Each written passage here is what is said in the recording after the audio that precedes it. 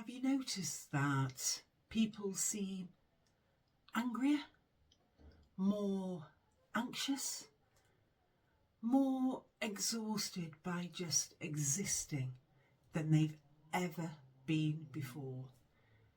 And I don't just mean individually, I mean collectively. Workplaces are burning out, schools are struggling, whole communities feel like they're held together with sellotape and crossed fingers. And the conversation that we keep having in politics, in the media, in staff rooms and boardrooms is, what's wrong with people?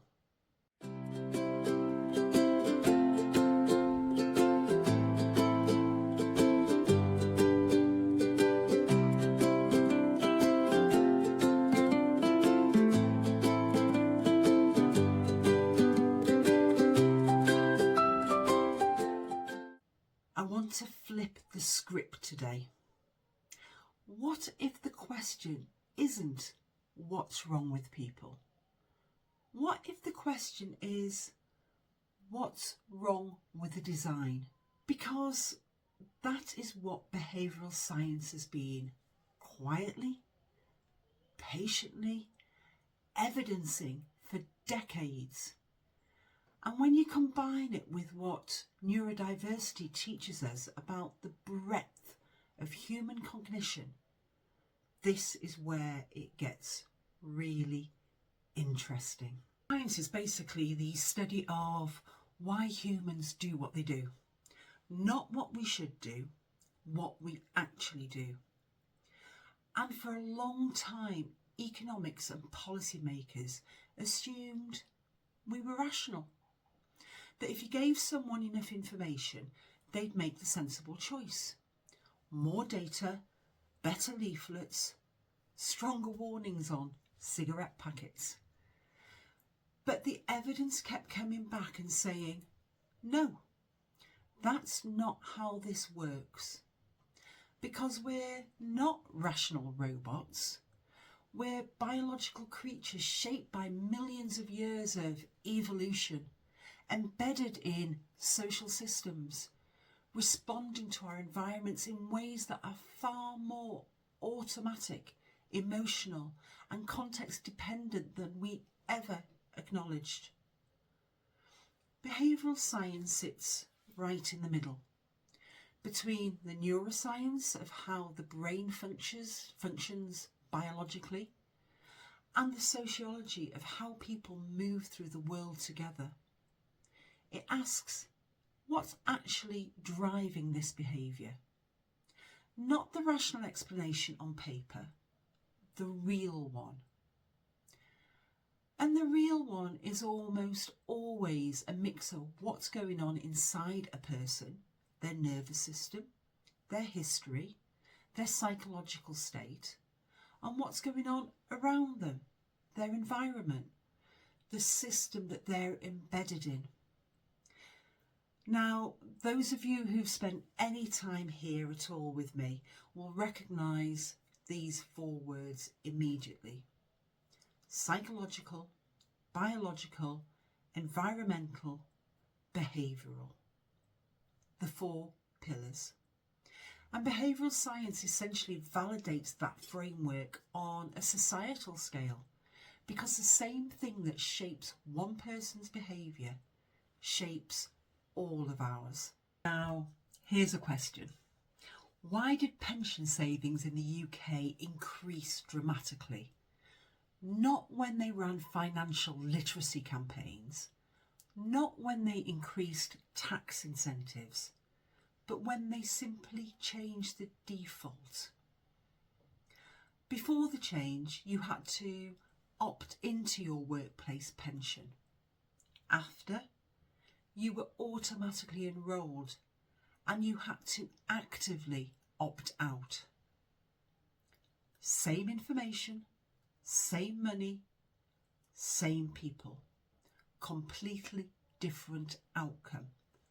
Why? Because our brains are genuinely brilliant at conserving energy, we follow the path of least resistance. Because we're efficient. The brain's default mode is to go with whatever requires the least cognitive effort in the moment. Change the design, change the behaviour.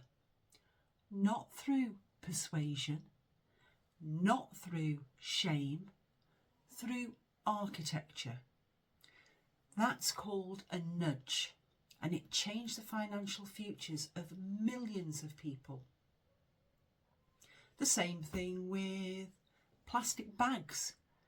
The 5p charge in the UK didn't work because people suddenly cared more about the planet. It worked because it introduced a tiny moment of social friction. Do I really want to look like the person who forgot their bag? And that microsecond of awkwardness was enough to shift behaviour at scale. A 80% reduction. No punishment, no lecture, just a small redesign of the environment, triggering a completely natural human response. Now imagine applying that same thinking not just to pensions and plastic bags, but to schools, workplaces, healthcare, social services. What if, instead of asking, why can't people just cope, we asked, what would need to be different about the design so that coping wasn't such an act of heroism?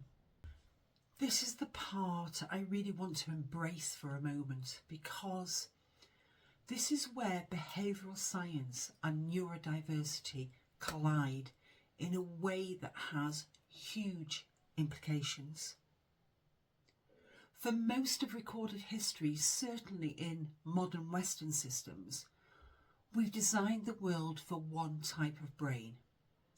And then we have assessed, medicated, disciplined, and pathologised everyone whose brain didn't fit that design. That's the medical model. The medical model looks at a person and says, there's something wrong with you. You need to be fixed. It locates the problem inside the individual. And what has that cost us? It's cost us decades of talent, of innovation, of creativity, of people who see patterns nobody else sees, who hyper-focus with extraordinary intensity, who process the world in a non-linear, lateral, brilliant way, but who spent their entire education being told they were failing.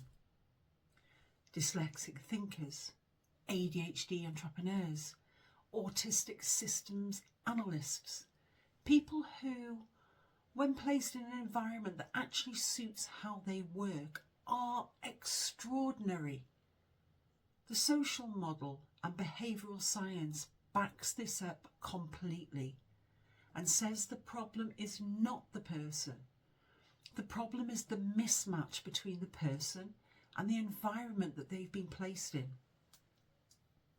So a child that can't sit still for 6 hours isn't disordered. They're in a room that wasn't designed for their nervous system. An employee who struggles to filter out the office noise isn't being difficult. They're in an open plan environment that was built for extroverted processing styles, and they are paying the sensory price of that decision every single day. An adult who leaves jobs, relationships and projects without understanding why might not be uncommitted. They might be burnt out from the relentless effort of masking, of performing neurotypically in systems that were never built for them. Now let me make this real in terms of what this costs economically. Because I know that when we talk about equity, some people in positions of power switch off. They hear inclusion and they think cost, resources, disruption. So let me reframe it through behavioural economics. The UK loses somewhere in the region of 72 billion a year to mental health related productivity losses.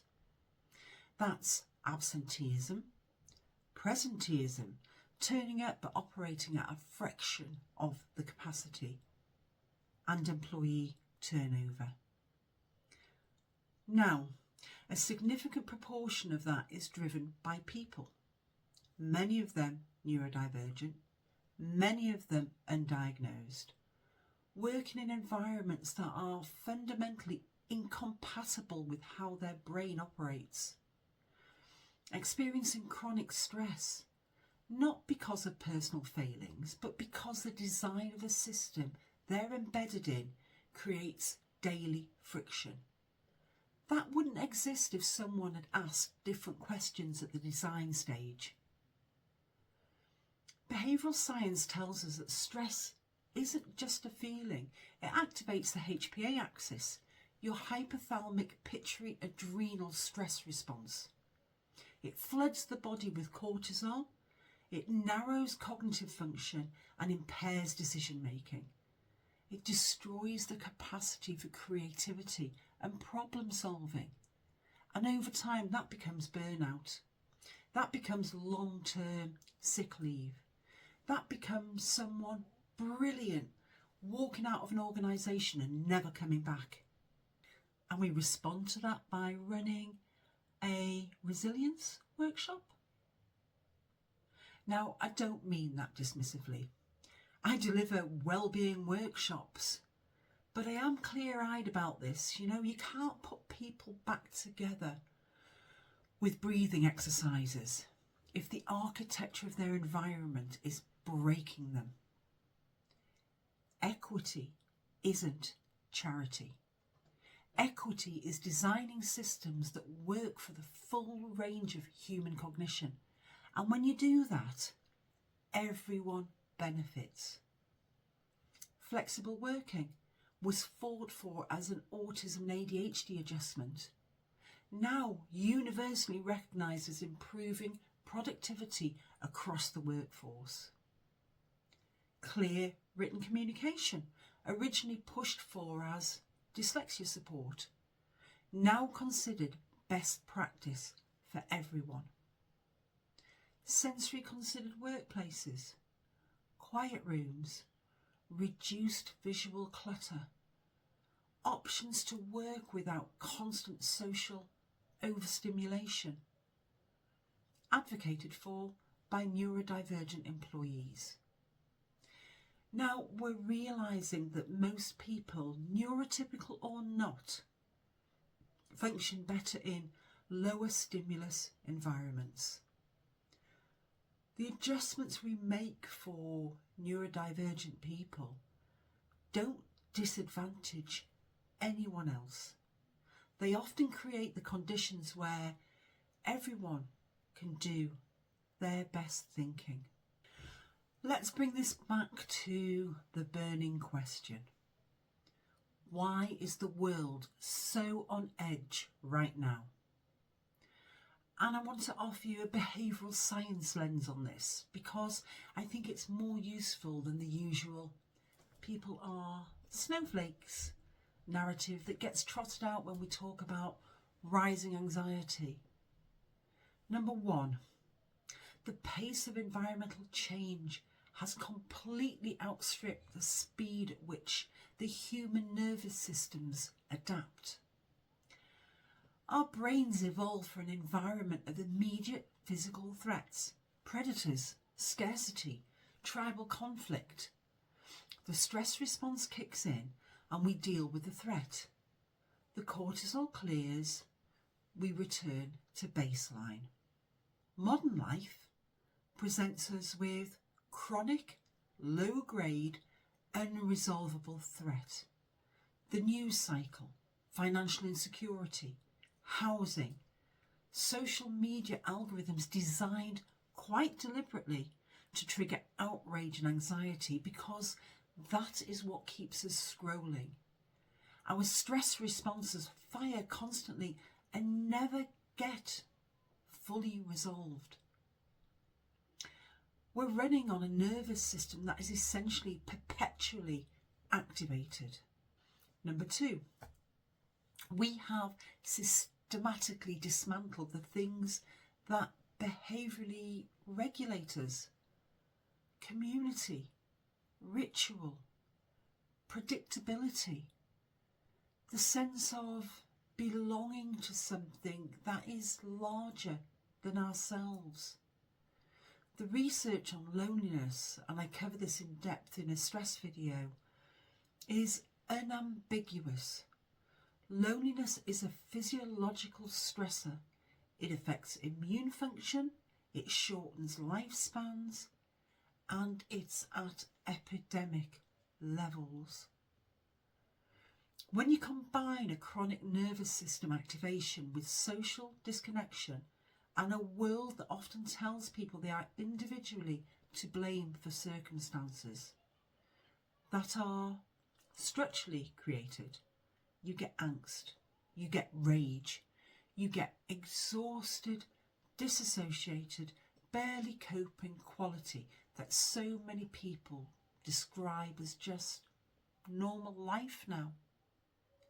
And for neurodivergent people who may already have a more sensitised nerving system, who may already be carrying the additional load of masking, who may have spent decades being told the problem is them, the weight of that is extraordinary. So what does it look like when we actually apply this? When a school stops asking, why won't this child comply, and starts asking, what is the environment missing for the child to feel safe enough to engage? When a workplace stops running stress management programs as a sticking plaster and starts auditing which structural features of their organisation are generating the stress in the first place. When policymakers stop blaming individuals for their health behaviours and start asking what design changes would make the healthy choice the easy choice. When we stop looking at neurodivergent people through a deficit lens as problems to be managed and start recognising them as people whose brains offer different, genuinely valuable ways of seeing the world. The economic case, the social case, and the human case all point in the same direction.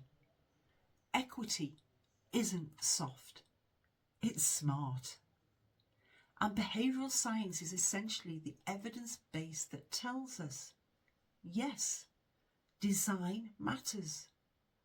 Environments shape behaviour, and if we want outcomes, we need to ask different questions at the design stage.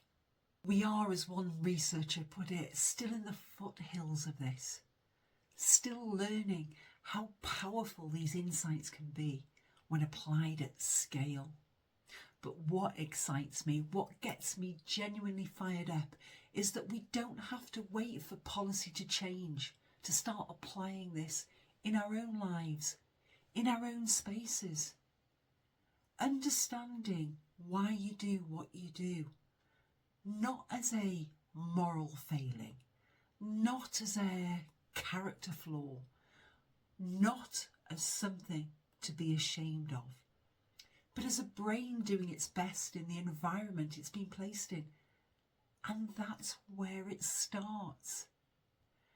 And when we extend the same understanding outwards to the people around us, to the communities that we're part of, to the systems that we have the power to influence, that is when things actually start to change. The mind doesn't stand alone, and neither do we. If this resonated for you, share it with somebody who needs it. And if you want to go deeper on any of the concepts I've touched on today, subscribe. Join in the conversation in the comments, because we are all connected. This is all one conversation. I'll see you soon.